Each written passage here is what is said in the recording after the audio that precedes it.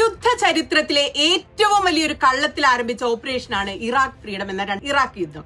സദാം ഹുസൈന്റെ കൈവശം മാരക രാസായുധങ്ങളുണ്ടെന്നും സദാമിന് അൽഖയ്ദയുമായി ബന്ധമുണ്ടെന്നും കള്ളത്തരങ്ങൾ പറഞ്ഞുകൊണ്ട് അമേരിക്കൻ സൈനികർ ഇറാഖിന്റെ തെരുവുകളിലേക്ക് കടന്നുകയറി. അമേരിക്കൻ പാവ സർക്കാർ സദാമിന് വധശിക്ഷയ്ക്ക് വിധിച്ചു.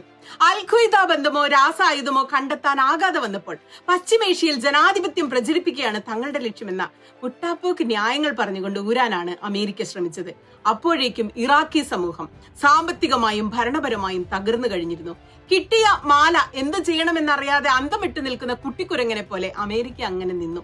അഫ്ഗാനിസ്ഥാനിലെ അമേരിക്കയുടെ കുളങ്കലക്കൽ അൽഖയ്ദയ്ക്ക് ജന്മം കൊടുത്തെങ്കിൽ ഇറാഖിലെ കുളങ്കലക്കൽ ജന്മം നൽകിയത് ഐസിസിനാണ്.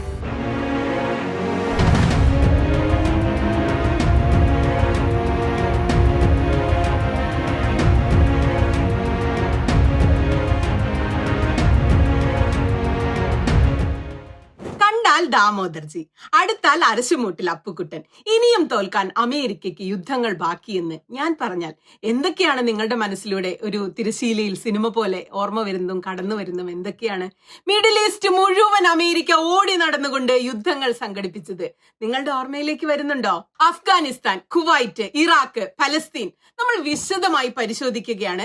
അമേരിക്കയുടെ യുദ്ധക്കൊതി, ആയുധക്കച്ചവടം എങ്ങനെയാണ് നാട് മുടിച്ച് കുട്ടിച്ചോറാക്കുന്നതെന്ന്. ഇപ്പൊ ഇറാനെയാണ് അമേരിക്ക ലക്ഷ്യം വെക്കുന്നത്. ഇത്രയും കാലം നടത്തിയ യുദ്ധങ്ങളിൽ നിന്നും അമേരിക്ക എന്തെങ്കിലും ഒരു പാഠം പഠിച്ചിട്ടുണ്ടെങ്കിൽ അമേരിക്ക ഇറാന്റെ നേരെ യുദ്ധകാഹളം മുഴക്കി അപ്പുക്കുട്ടൻ ട്രംപിന് അങ്ങനെ ചെയ്യാതിരിക്കുന്നതാണ് നല്ലത്. സത്യത്തിൽ അമേരിക്കയെ കുറിച്ചുള്ള വിശേഷണങ്ങളൊക്കെ കേട്ട് ആരും ഒന്ന് ഞെട്ടിപ്പോവും, ഞെട്ടിയിരുന്നു പോകും. അങ്കിൾ സാം, ലേഡി ലിബർട്ടി, ലോക പോലീസ്, ലോക സൈനിക ക്ലബിലെ ഒന്നാമൻ. എന്നാൽ കഴിഞ്ഞ 70 കൊല്ലമായി, അതായത് രണ്ടാം ലോക മഹായുദ്ധത്തിന് ശേഷം ക്ലബിലെ എല്ലാ മത്സരങ്ങളിൽ നിന്നും അരശുമൂടിൽ അപ്പുക്കുട്ടൻ അഥവാ നമ്മുടെ യുണൈറ്റഡ് സ്റ്റേറ്റ്സ് ഓഫ് അമേരിക്ക വാലും ചുരട്ടി പിൻവാങ്ങേണ്ടി വന്നിട്ടുണ്ട്. അമേരിക്ക നേരിട്ട് ആളും ആയുധവും ഇറക്കി ലോകത്തിനു മുന്നിൽ നാണം കെട്ട തോൽവി ഏറ്റുവാങ്ങിയ വിയറ്റ്നാം യുദ്ധം മുതൽ ഇസ്രായേലിന് ആയുധവും അർത്ഥവും ഒക്കെ നൽകി സഹായിച്ച ഗസയ്ക്ക് മേലുള്ള യുദ്ധം വരെ എടുത്ത് പരിശോധിച്ചാൽ ഇതിന്റെ കൃത്യമായ ഉത്തരവും തെളിവുകളും കിട്ടും. 20 വർഷം അഫ്ഗാനിസ്ഥാനിൽ സൈനികമായി നിലനിൽക്കാൻ വേണ്ടി അമേരിക്ക ചെലവഴിച്ചത് ഏകദേശം $2 ട്രില്യൺ അഥവാ ഒരു ദിവസം $300 മില്യൺ വെച്ചാണ്. എന്നിട്ടും അഫ്ഗാനിസ്ഥാനിൽ സമാധാനം കൊണ്ടുവരിക എന്ന യഥാർത്ഥ ലക്ഷ്യം, അതാണ് അമേരിക്ക പറഞ്ഞുകൊണ്ടിരുന്നത്, യഥാർത്ഥ ലക്ഷ്യം നേടാതെ അമേരിക്കയ്ക്ക് പിൻവാങ്ങേണ്ടി വന്നു. മനുഷ്യർ വിമാനത്തിൽ തൂങ്ങി നാടുവിടാൻ ശ്രമിക്കുന്ന, നെഞ്ചു പിളർക്കുന്ന കാഴ്ച നമ്മളെല്ലാം കണ്ടത് ഈ അടുത്ത നാളുകളിലൊക്കെ തന്നെയാണ്. ശത്രുവിനെ തോൽപ്പിക്കാൻ ആവശ്യമായ സൈനിക ശക്തി പൂർണ്ണമായും തങ്ങൾക്കുണ്ട് എന്ന നെഞ്ചുവിരിവുമായിട്ടാണ് അമേരിക്ക ഓരോ യുദ്ധത്തിലേക്കും പാഞ്ഞെത്തുക. സന്മനസ്സുള്ളവർക്ക് സമാധാനം എന്ന സിനിമ കാണാത്തവർ വളരെ കുറച്ചേ ഉണ്ടാവുള്ളൂ. അതിലെ ദാമോദർജിയെ ഓർമ്മയില്ലേ? ബോംബെ അതോ ലോകത്തെ കിടകിടാവിറപ്പിച്ച ദാമോദർജിയെ കണ്ട ആദ്യം എല്ലാവരും ഒന്ന് ഞെട്ടിവിറയ്ക്കും. പക്ഷെ ആ ധൈര്യം വെറും പൊള്ളയാണെന്ന് പിന്നീട് തെളിയുമ്പോ നമ്മൾ ചിരിക്കും. അതുപോലെയാണ് അഫ്ഗാനിസ്ഥാനിലും അമേരിക്കയുടെ ഇടപെടലിന്റെ അവസാനമുണ്ടായത്. 20ാം നൂറ്റാണ്ടിന്റെ തുടക്കം മുതൽ രണ്ടാം ലോക മഹായുദ്ധത്തിന് ശേഷവും അമേരിക്കയുടെ ഈ ബാഹ്യ ഇടപെടലുകളുടെ ആദ്യ ഇര എന്ന് പറയുന്നത് ലാറ്റിൻ അമേരിക്കൻ രാജ്യങ്ങളായിരുന്നു. കാനഡ ഉൾപ്പെടെയുള്ള നോർത്ത് അമേരിക്ക, 12 രാജ്യങ്ങളുള്ള ലാറ്റിൻ അമേരിക്ക US സ്വാധീന പ്രദേശമായി അമേരിക്ക തന്നെ കരുതുന്ന ചില പ്രദേശങ്ങളായിരുന്നു. അതുകൊണ്ട് തങ്ങൾക്ക് അനുകൂലമല്ല എന്ന് തോന്നുന്ന ഭരണകൂടങ്ങളെ അട്ടിമറിച്ചുകൊണ്ട് അവിടെ പാവ സർക്കാരുകളെ CIA പിന്തുണയോടെ സ്ഥാപിക്കുക എന്നതായിരുന്നു ആ കാലത്തെ അമേരിക്കയുടെ ഒരു കുതന്ത്രവും ഹോബിയും. ക്യൂബയില് 1898, പനാമയിൽ 1903, ഗ്വാറ്റിമാലയിൽ 1954, ക്യൂബയിൽ വീണ്ടും 1961, ചിലിയിൽ 73, നിക്കരാഗയിൽ 1980കളിൽ ഹ്യൂഗോ ഷാവേസിനെ തളയ്ക്കാൻ 2000 മുതൽ വെനിസ്വേലയിൽ, 2019 ബൊളീവിയയിൽ കാസ്ട്രോയ്ക്കും ചെഗുവേരയ്ക്കും സാൽവദോർ അലോൽഡയ്ക്കും ഷാവേസിനും ഇവോ മൊറേൽസിനും ഒക്കെ എതിരെ അവരുടെ ഭരണകൂടങ്ങളെ അട്ടിമറിക്കാൻ വേണ്ടി ലാറ്റിൻ അമേരിക്കയിൽ US ശ്രമങ്ങൾ നടന്നിട്ടുണ്ട്. എന്നാൽ ഈ നാടുകളിലെ സ്വാഭിമാനികളായ ജനങ്ങൾ, കർഷകരും കമ്മ്യൂണിസ്റ്റുകാരും അമേരിക്കൻ ശ്രമങ്ങൾക്കെതിരെ കടിച്ചു പിടിച്ച് പോരടിച്ചു നിൽക്കുക തന്നെയാണ് ചെയ്തത്. ഇങ്ങനെ കള്ളത്തരവും കൊള്ളിവെപ്പും മനസ്യൂതം തുടരുന്നതിനിടയിലാണ് 1948 ഇസ്രായേൽ സ്ഥാപിക്കപ്പെടുന്നത്. US മിഡിൽ ഈസ്റ്റിൽ കൂടുതൽ സജീവമായി ഇടപെടാൻ തുടങ്ങാൻ അറബ് ഇസ്രായേൽ സംഘർഷങ്ങളിലേക്ക് വഴിമരുന്നിട്ട ഒരു ചരിത്ര മുഹൂർത്തമായിരുന്നു ഇത്. എന്നാൽ ഇസ്രായേലിന് പിന്തുണയുമായി അമേരിക്ക എത്തുന്നത് അറബ് രാജ്യങ്ങൾ അംഗീകരിച്ചില്ല.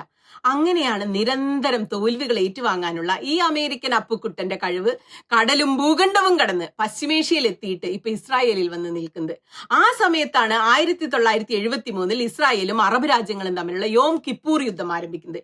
ഈജിപ്തിലെ സിനായ്, സിറിയയിലെ ഗൊലാൻ കുന്നുകൾ, ജോർദാന്റെ ഭാഗമായിരുന്ന വെസ്റ്റ് ബാങ്ക്, പിന്നെ ഗസ മുനമ്പ് ഇസ്രായേൽ 1967 പിടിച്ചെടുത്തതിന് മറുപടിയായിരുന്നു ഈജിപ്തും സിറിയയും തമ്മിൽ ആരംഭിച്ച യുദ്ധം. അതിനെ തുടർന്നാണ് ഇസ്രായേലിനെ പിന്തുണയ്ക്കുന്ന രാജ്യങ്ങൾക്ക് എണ്ണയൊന്നും വിൽക്കേണ്ട കാര്യമില്ല എന്ന് അറബ് രാഷ്ട്രങ്ങൾ തീരുമാനിക്കുന്നത്. അമേരിക്കയിൽ എണ്ണവില കുതിച്ചുയർന്നുകൊണ്ടിരുന്നു. ഒരു വർഷം കൊണ്ട് ബാരലിന് $3 നിന്ന് $12 എണ്ണവില കുതിച്ചുയർന്നത്. അമേരിക്കയിലും മറ്റു വികസ്വര രാഷ്ട്രങ്ങളിലും പണപ്പെരുപ്പം രൂക്ഷമായി. സമ്പദ് വ്യവസ്ഥ തകർന്നടിഞ്ഞു. അമേരിക്കയുടെ പിന്തുണയോടെ ഇസ്രായേൽ നടത്തുന്ന പലസ്തീൻ അധിനിവേശം ലോക മനസാക്ഷിയുടെ മുന്നിൽ ഒരു തീരാ കളങ്കമായി നിന്ന് കത്തി. ദാമോദർജി ഒന്ന് വിറച്ച നിമിഷം തന്നെയായിരുന്നു അത്. എണ്ണ സ്വയം പര്യാപ്തതയിലേക്ക് അമേരിക്ക ആലോചിച്ചു തുടങ്ങുന്നത് ആ കാലഘട്ടത്തിലാണ്. ഈ സമയത്ത് ഇസ്രായേൽ പരിസരത്തും തങ്ങൾക്ക് അനുകൂലമായി കുളം കലക്കിക്കൊണ്ടിരിക്കുകയായിരുന്നു അമേരിക്ക. ഇറാൻ ശക്തമായ മുസ്ലിം രാഷ്ട്രമായിരുന്നെങ്കിലും ഭരണാധികാരിയായിരുന്ന രാജാവ് മുഹമ്മദ് റസ എന്ന ഷാ അമേരിക്കൻ പക്ഷപാതി തന്നെയായിരുന്നു. അത് ശീതയുദ്ധകാലം കൂടിയായിരുന്നു.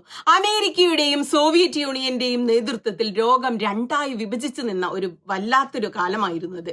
പശ്ചിമേഷ്യയിലെ കമ്മ്യൂണിസ്റ്റ് റഷ്യ എത്താതിരിക്കാൻ വേണ്ടി അമേരിക്ക ഇറാനിൽ CIA അഴിച്ചുവിട്ടു. ഷാ വിരുദ്ധരെ അടിച്ചൊതുക്കി. പക്ഷെ 1979 ജനകീയ വിപ്ലവത്തിൽ ഷാ വീണു. ഷായുടെ വീഴ്ചയും അമേരിക്കൻ വിരുദ്ധ സർക്കാരിന്റെ ഉയർച്ചയും US നേരിട്ടുള്ള സൈനിക ഇടപെടലിന് കാരണമായി. അതേ വർഷം തന്നെ അഫ്ഗാനിസ്ഥാനെ സോവിയറ്റ് യൂണിയൻ ആക്രമിച്ചത് അമേരിക്കയെ ഉലച്ചു കളഞ്ഞു.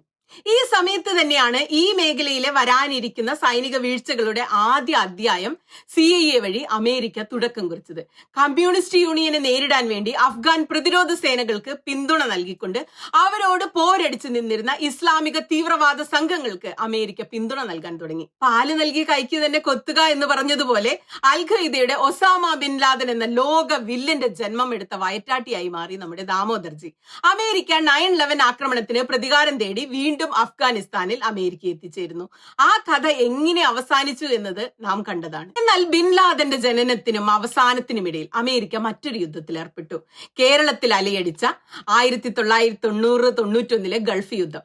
1990 ഓഗസ്റ്റ് 2 കുവൈറ്റിൽ ഇറാഖ് അധിനിവേശം ആരംഭിച്ചതോടെയാണ് വെള്ളക്കാരന് ഇനിയും മനസ്സിലായിട്ടില്ലാത്ത പശ്ചിമേഷ്യ എന്ന വൈവിധ്യ ലോകത്തേക്ക് അമേരിക്ക ആയുധങ്ങളും പടക്കോപ്പുകളുമായിട്ട് എത്തുന്നത്.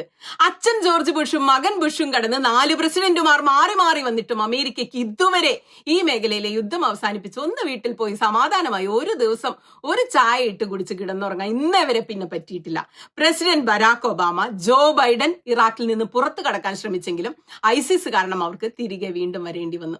പ്രസിഡന്റ് ഡൊണാൾഡ് ട്രംപും അനന്തമായ യുദ്ധങ്ങൾ ഉപേക്ഷിക്കുന്നതിനെ കുറിച്ച് നിരന്തരം സംസാരിച്ചുവെങ്കിലും കൂടുതൽ സൈനികരെ അവിടെ നിലനിർത്താൻ നിർബന്ധിതരായി. അമേരിക്കൻ സൈനികരുടെ പശ്ചിമേഷ്യയിലെ ഏറ്റവും വലിയ വിന്യാസം നടന്ന യുദ്ധവിന്യാസമായി ഓപ്പറേഷൻ ഡെസേർട്ട് സ്ലോവും ഓപ്പറേഷൻ ഡെസേർട്ട് ഷീൽഡും. 7 ലക്ഷം അമേരിക്കൻ സൈനികരാണ് ഗൾഫ് മേഖലയിൽ ഈ കാലത്ത് വിന്യസിക്കപ്പെട്ടിരുന്നത്. മറ്റ് 34 രാജ്യങ്ങളും ചേർന്ന് അമേരിക്ക നയിച്ച ഈ യുദ്ധത്തിൽ സദാം ഹുസൈന്റെ ഇറാഖ് പരാജയം രുചിച്ചു. കുവൈറ്റ് വിമോചിക്കപ്പെട്ടു. ഈ മേഖല പക്ഷെ കൂടുതൽ സംഘർഷഭരിതമായി തന്നെ തുടർന്നു. പിന്നീട് നാം കണ്ടത് യുദ്ധ ചരിത്രത്തിലെ ഏറ്റവും വലിയൊരു കള്ളത്തിൽ ആരംഭിച്ച ഇൻട്രോയിൽ നമ്മൾ പറഞ്ഞ ഓപ്പറേഷൻ ഇറാഖ് ഫ്രീഡം എന്ന 2003 ഇറാഖ് യുദ്ധമായിരുന്നു. സദാം ഹുസൈന്റെ കൈവശം മാരക രാസായുധങ്ങളുണ്ടെന്നും സദാമിന് അൽ ഖ്വയ്ദയുമായി ബന്ധമുണ്ടെന്നും കള്ളത്തരങ്ങൾ പറഞ്ഞുകൊണ്ട് 2003 അമേരിക്കൻ സൈനികർ ഇറാഖിന്റെ തെരുവുകളിലേക്ക് കടന്നു ചെന്നു. അമേരിക്കൻ പാവ സർക്കാർ സദാമിനെ വധശിക്ഷയ്ക്ക് വിധിച്ചു. അൽ ഖ്വയ്ദ ബന്ധമോ രാസായുധമോ കണ്ടെത്താനാകാതെ അമേരിക്ക ഉഴറി നിന്നപ്പോൾ പശ്ചിമേഷ്യയിൽ ഞങ്ങൾ ജനാധിപത്യം കൊണ്ടുവരുമെന്ന് പറഞ്ഞുകൊണ്ട് മുട്ടാപ്പോക്ക് ന്യായങ്ങൾ പറഞ്ഞുകൊണ്ട് ഊരി നിൽക്കാൻ അമേരിക്ക ശ്രമിച്ചു. അപ്പോഴേക്കും ഇറാഖി സമൂഹം സാമ്പത്തികമായി തകർന്നു, ഭരണപരമായി തകർന്നു. കിട്ടിയ ഈ മാല എന്ത് ചെയ്യണമെന്നറിയാത്ത കുട്ടിക്കുരങ്ങനെ പോലെ അമേരിക്ക അന്തം വിട്ടു നിന്നു. അഫ്ഗാനിസ്ഥാനിലെ അമേരിക്കയുടെ കുളങ്കലക്കൽ എന്തിനാണ് സാഹചര്യമൊരുക്കിയത്? അൽ ഖ്വയ്ദയ്ക്ക് ജന്മം കൊടുത്തു. ഇറാഖിലെ കുളങ്കലക്കൽ ജന്മം നൽകിയത് ISISനാണ്. തന്റെ ആത്മകഥയിൽ മുൻ അമേരിക്കൻ പ്രതിരോധ സെക്രട്ടറി റോബർട്ട് ഗേറ്റ്സ് വ്യക്തമായി പറയുന്ന ഒരു കാര്യമുണ്ട്. സർക്കാരുകളെ താഴെ ഇറക്കുന്നതിൽ അമേരിക്ക വളരെ മികച്ചതാണെങ്കിലും അവയ്ക്ക് പകരം എന്താണ് ചെയ്യേണ്ടതെന്ന് അമേരിക്കയ്ക്ക് യാതൊരു ധാരണയുമില്ല എന്ന്. പ്രത്യേകിച്ച് ഇറാഖിന്റെയും അഫ്ഗാനിസ്ഥാന്റെയും കാര്യത്തിൽ ആ സമൂഹങ്ങളുടെ സങ്കീർണമായ സ്വഭാവത്തെക്കുറിച്ച്, അവരുടെ അയൽ രാജ്യങ്ങളെക്കുറിച്ചുള്ള സങ്കീർണതകളെക്കുറിച്ചുള്ള ധാരണയില്ലാതെയാണ് അമേരിക്ക അവിടങ്ങളിലൊക്കെ അധിനിവേശം നടത്തിയതെന്നാണ് അദ്ദേഹത്തിന്റെ കണ്ടെത്തൽ. വിയറ്റ്നാമിലും സംഭവിച്ചത് ഇതുതന്നെയാണ്. പക്ഷെ അതിൽ നിന്ന് അമേരിക്ക ഒരു പാഠവും ഉൾക്കൊണ്ടില്ല. അതുകൊണ്ട് വീണ്ടും തുടർച്ചയായി ഇത്തരം സംഭവങ്ങൾ ഉണ്ടായി. ചില സായിപ്പന്മാരുടെ വിചാരം എന്താന്ന് വെച്ചാൽ അവർ ഏത് ചെകുത്താനെ പോയി കെട്ടിപ്പിടിച്ചു നിന്നാലും നാട്ടുകാർ കൈയടിക്കുമെന്നാണ്.